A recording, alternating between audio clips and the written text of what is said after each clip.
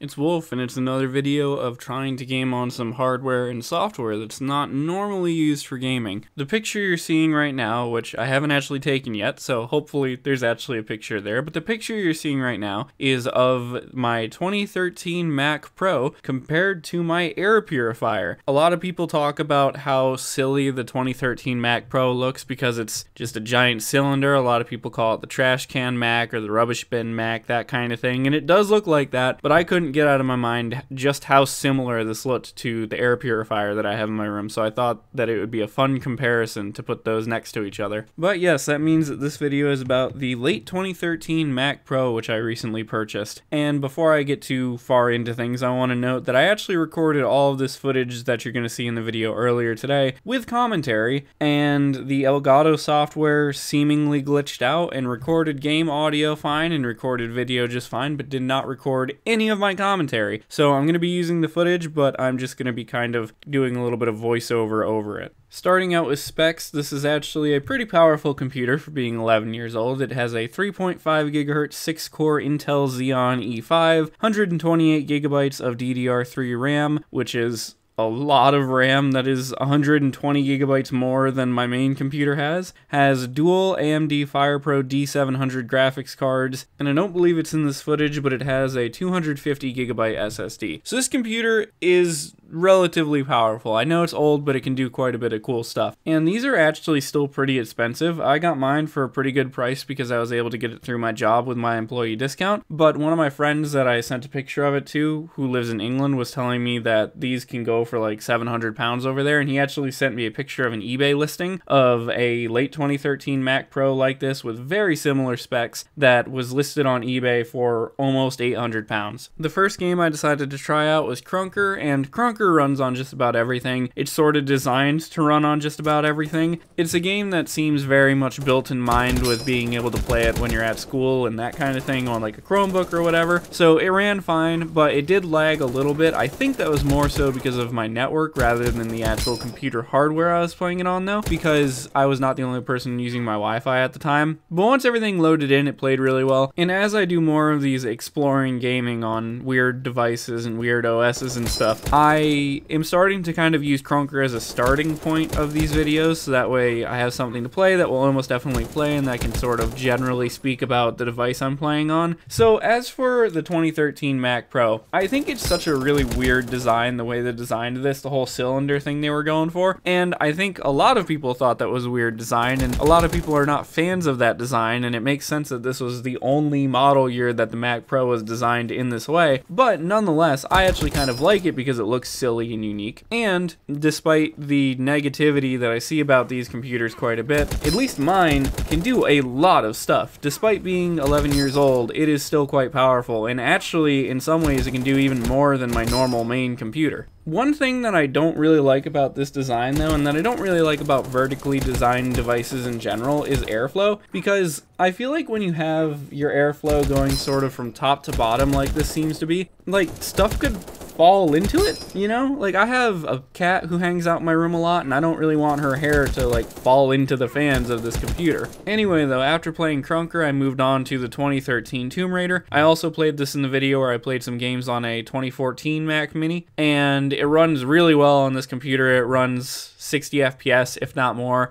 at pretty much maxed out settings, and totally playable, great playing experience. Everything looks just about as good as a 2013 game can. When I played it on the Mac Mini, I remember kind of saying that the graphics on that version of it, at like their optimal settings or whatever, kind of looked like a PS3 game, which makes sense because it was a PS3 game. But playing it on the Mac Pro, I was able to pretty much max everything out, and it looks significantly better. Also, since I had already played it previously in that video, the save file that I was in was like the same, so I was able to show a little bit of a different spot in the game, and not as much was happening. It was just kind of Lara Croft wandering around, but nonetheless thought it was interesting to show. And speaking of actual Mac native games that I played in this video, I feel like the whole thing with macOS removing support for 32-bit applications really makes it hard to game on any modern Mac or any Mac running the modern version of macOS, because it just limits it so much. I have quite a few Steam games, but the library of games that run on this version of macOS that only supports 64-bit apps really shrinks it down. I'm also also very surprised that Tomb Raider is one of the games that works on here. I don't know why. It feels like Tomb Raider. I remember a couple years ago seeing like Linus Tech Tips would use the benchmark in this game quite a bit for stuff. It just seems so weird that Tomb Raider became almost like a benchmarking game. Anyway though, after Tomb Raider, I moved on to BioShock 2 because that also has a macOS port that works on the 64-bit only versions of macOS, and this looked significantly better and ran significantly better than it did on the 2014 Mac Mini. This looked legit very good. Like, this was a very good looking game playing on this Mac. And again, all the settings were pretty much maxed out. It was running at least 60 FPS, and it ran super well, totally playable, and if all I had was a Mac to play through this game, I would absolutely be able to play through this game entirely on that Mac, I think. You, back to the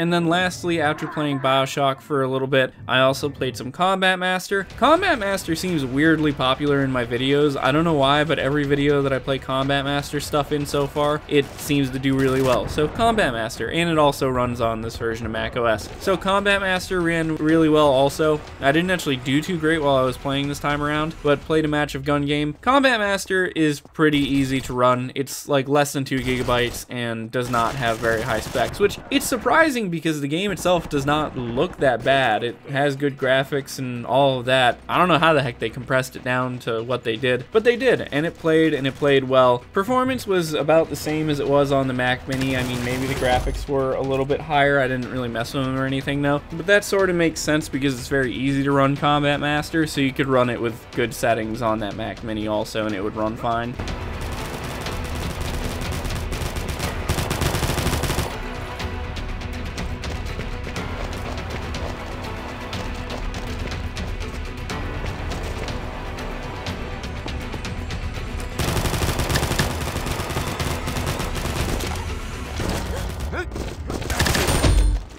However, this time I did not stop at just macOS versions of games that ran on this version of macOS. I had looked online a little bit to see if there was any way to play 32-bit versions of Mac games on macOS, and I kept seeing that no, but actually if you do a compatibility layer to run Windows games on macOS, then you can play a lot more games and that kind of stuff. So anyway, at first I tried Play on Mac. That was giving me a bunch of issues. It wasn't working for me, but then I found out about Porting Kit, and I'd heard of Porting Toolkit before, so I decided to try that out, and it worked a lot better. Worked a little bit weird because like I went to install Call of Duty 4 and it installed Steam, and so then I was able to install other stuff through Steam and everything, but anyway, it ended up working. So the first thing I played was Call of Duty 4. Call of Duty 4 ran pretty well, although it got a little bit laggy at times. It was playable though, and I think if I had just turned the settings down, it probably would have worked a little bit better. The main issue that I saw with lag was that once it loaded into the first level, the one with the ship, I can't remember the name of it, but the one with the ship, the very first level of Call of Duty 4, aside from the tutorial training area, whenever I would look at the rain, it would lag a lot, but then whenever I was in a more enclosed space without the rain, it wouldn't lag that much. So playable, but not perfect. I also tried to launch Call of Duty Black Ops 2 Zombies, but it wouldn't load. I don't know if Black Ops 2 Zombies needed another part installed to load, but I wouldn't think so since they have separate downloads on Steam. It just wouldn't launch, and there's a couple things that just don't work this way, so that might have been it as well. And then I moved on to Fallout New Vegas. Fallout New Vegas ran great. It felt like I was playing it natively, like I wasn't going through a compatibility layer or anything. I didn't see any lag or anything like that. There was a couple of visual glitches that would pop up every now and again, but they were not really noticeable or annoying enough to like take you out of the game or anything like that. And I couldn't help but compare it to how I just tried to play this on a Chromebook recently when I did the video about trying to game on Chromebook, because I did pretty much the same set of actions in the Mac, like playing it on Mac Pro, as I did on the Chromebook version, and it just ran so much better on the Mac Pro. So I went and I did the shooting gallery with the bottles with Sunny Smiles, and then I fought the geckos over at the Good Springs water pumps, and the computer handled it totally fine. It ran perfectly, and I'm pretty confident I could probably play through the entire game on this Mac Pro like this.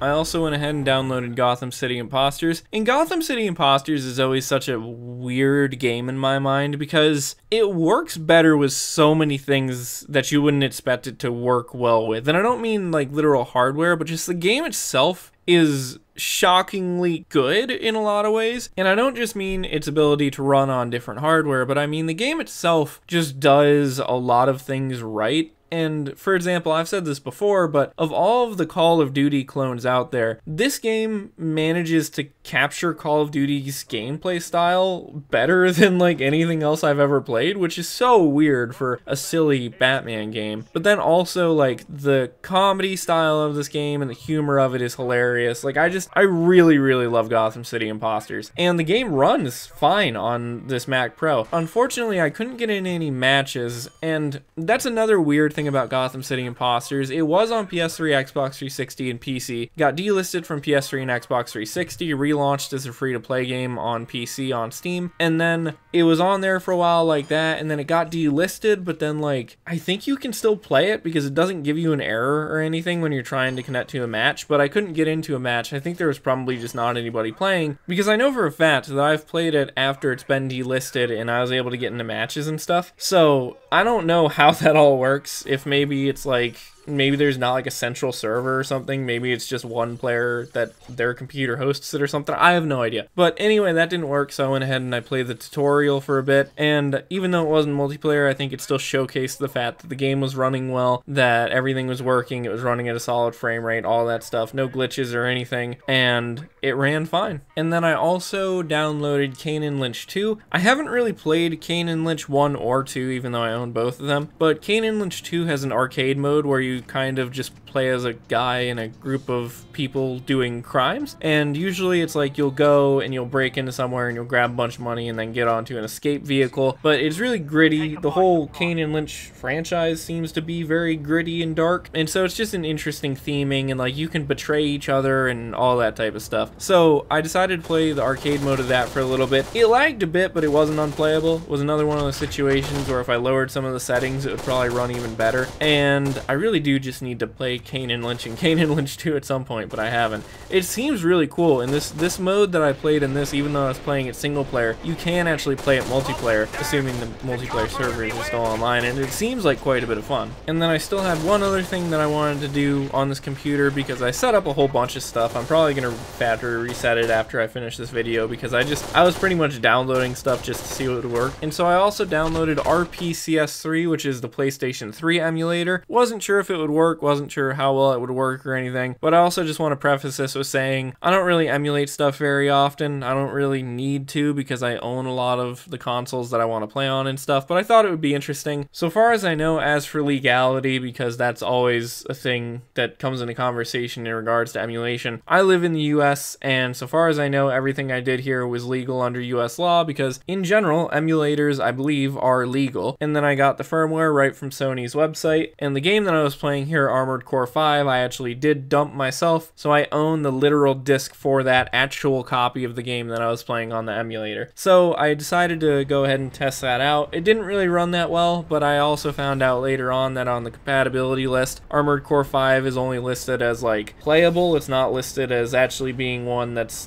good. It's yellow instead of green on the list. I don't remember the exact wording of it, but it does play. I mean, it plays between like 20 and 30 FPS. I don't think it'd be like a great experience to play through the entire game that way, but it was just kind of interesting to see. And I also used an actual DualShock 3 controller to play it, so it was just so surreal to be playing a PS3 game on a Mac with a PlayStation 3 controller. And then I also tried to launch into the XMB on RPCS3, but it wasn't working for some reason. Don't know why. It worked before when I did it, and Armored Core 5 worked fine, but it just wasn't cooperating with me, so I just didn't spend that much time messing with it. And then the last thing I wanted to show in this video was actually that this can edit 4K video. So I downloaded DaVinci Resolve on here to do so, because I've been using Shotcut for a really long time, but Shotcut just can be very laggy and buggy. I made a community post post talking about this recently too. And I've been using Shotcut for a long time, but it just seems like it's not really great for 4K video editing regardless of the hardware you're on, because I have a clip that I got from the Crew Motorfest on PS5. It's in 4K, recorded on the PS5's internal recording stuff, and it would not like edit in Shotcut. It was super laggy. But then in DaVinci Resolve, once I put it in there and gave it a second to kind of catch up with itself, it was able to edit that and play it and all that stuff totally fine. So it could edit 4K video. It took a while to export it because I tested doing an export of just a 1-minute clip of 4K, and it took like 10 minutes, which is a pretty long time in comparison to the actual length of the clip, but it's not really a big deal so long as it can edit it. I don't really care how long it takes to export, especially because this computer is pretty quiet too, so if I ever did export a long 4K video, I could just set it in a corner somewhere and let it export because it doesn't even make that much noise.